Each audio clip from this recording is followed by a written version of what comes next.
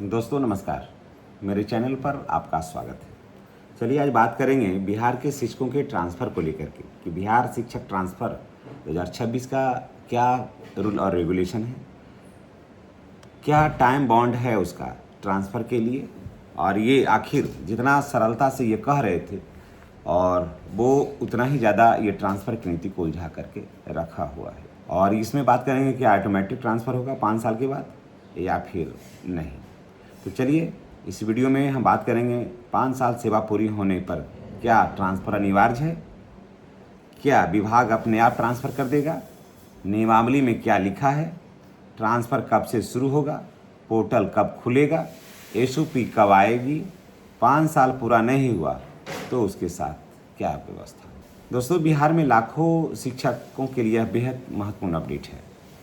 नई ट्रांसफ़र नियमावली जारी होने के बाद सबसे बड़ा सवाल यही है कि जिन शिक्षकों की सेवा 5 साल पूरी नहीं हुई है, क्या उनका ट्रांसफ़र अपने आप, माफ़ करिएगा, जिन शिक्षकों की सेवा 5 साल पूरी हो चुकी है, क्या उनका ट्रांसफ़र अपने आप कर दिया जाएगा, क्या उनका ट्रांसफ़र लेना होगा या उनके मर्जी से ट्रांसफ़र होगा। आइए इस नियमावली को विस्तार से समझते हैं।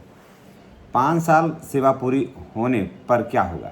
नई स्थानांतरण नियमावली के अनुसार शिक्षकों का स्थानांतरण प्रत्येक 5 वर्ष सेवा पूरी होने पर किया जा सकेगा। इसका सीधा अर्थ यह है कि 5 वर्ष पूरा होने के बाद शिक्षक जो है वो ट्रांसफ़र के पात्र हो जाएगा, लेकिन इसका मतलब है बिल्कुल नहीं है कि उनका ट्रांसफ़र अपने आप हो जाएगा।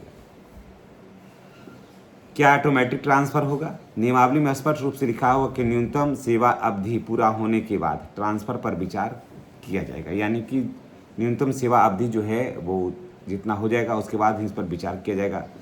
साथ ही यह साफ कर दिया गया है कि ऐसा स्थानांतरण स्वतः अथवा अनिवार्य नहीं होगा, यानी यदि किसी व्यक्ति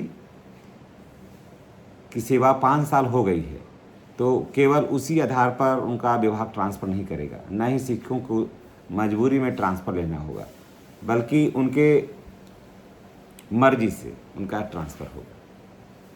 ट्रांसफ़र किन आधार पर होगा इसकी चर्चा करेंगे। और जितना आसान लग रहा था ये ट्रांसफ़र नीति, ये उलझता जा रहा है, या फिर ये ट्रांसफ़र होने के बाद ये लागू किया जाएगा।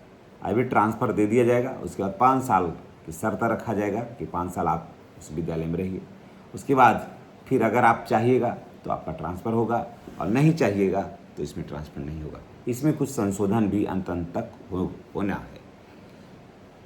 देखिए, ट्रांसफ़र किन आधार पर होगा। रिक्त विद्यालयों की उपलब्धता के आधार पर, शिक्षक आवश्यक मानक के आधार पर, प्रशासनिक आवश्यकता के आधार पर, विद्यार्थियों के शैक्षणिक हित के आधार पर और विभाग द्वारा निर्धारित शर्तों के आधार पर इन बिंदुओं पर ट्रांसफ़र किया जाएगा।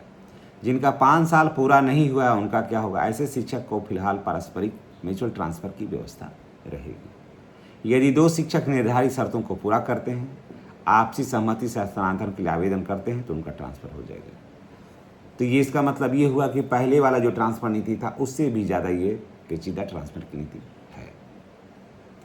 जितना कह रहे थे तिवारी जी घुमा घुमा करके, वो बिल्कुल नहीं है और कोई फ़ायदा भी इस ट्रांसफ़र पॉलिसी से नहीं होगा शिक्षकों को, बशर्ते जब तक ये संशोधन नहीं होगा। लेकिन संकेत मिल रहे हैं कि टाइम का जो संशोधन होगा और अभी ट्रांसफ़र के बाद, जैसे पहले था ना कि ट्रांसफ़र के बाद 3 साल तक आपको अनिवार्य रूप से होगा, तो अभी शायद इसमें संशोधन करके ये कहेगा कि ट्रांसफ़र अभी आप ले लीजिए, लेकिन 5 साल तक, 3 साल नहीं 5 साल तक आपको उस विद्यालय में रहना होगा।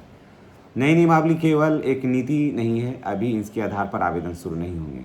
पहले इसका एसओपी जारी होगा, उसके बाद एसओपी क्यों ज़रूरी है, तो एसओपी में तय किया जाएगा कि आवेदन कब शुरू होंगे, पोर्टल कब खुलेगा, कौन आवेदन कर सकता है, किस क्रम में ट्रांसफ़र होगा, ट्रांसफ़र में दस्तावेज कौन कौन से लगेंगे, मेरिट या प्राथमिकता के आधार तय होगा। एसओपी जारी होने के बाद ऑनलाइन ट्रांसफ़र की प्रक्रिया शुरू हो जाएगी।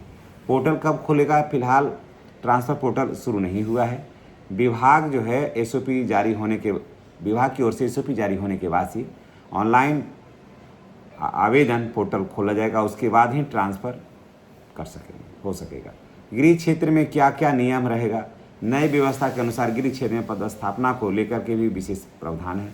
महिला शिक्षिकाओं के लिए पंचायत और पुरुष शिक्षकों के लिए प्रखंड, इसके लिए विरोध हो रहा है कि पुरुषों के लिए भी पंचायत या उसके आसपास ट्रांसफर होना चाहिए। नियमों के लागू होने पर एसओपी में विस्तृत इसका दिशा निर्देश की संभावना है और इसमें अभी ट्रांसफर नीति में थोड़ा सा संशोधन भी होगा, ये भी आप जान लीजिए। अभी जो स्थिति है उसके हिसाब से यही है कि ट्रांसफ़र अभी नहीं होगा, ऑटोमेटिक ट्रांसफ़र अभी नहीं होगा, ट्रांसफ़र लेना अनिवार्य भी नहीं होगा। विभागीय आवश्यकता एवं निर्धारित मानकों के आधार पर निर्णय करेगा। एसओपी जारी होने के बाद ही आवेदन की प्रक्रिया पोर्टल पर शुरू होगी। इन सारी बातों का समावेश है इसमें। और ट्रांसफ़र की नीति के संबंध में आप क्या कुछ कहना चाहते हैं, कमेंट करके बताइएगा। क्या इस ट्रांसफ़र नीति में क्या क्या और संशोधन होना चाहिए, ये भी बताइएगा। चलिए इसी के साथ हम आपसे विदा लेते हैं। नेक्स्ट वीडियो में हमारी और आपकी फिर मुलाकात होगी। चैनल पर नए हैं तो चैनल को सब्सक्राइब करके बेल आइकन को दबाना नहीं भूलिएगा। धन्यवाद।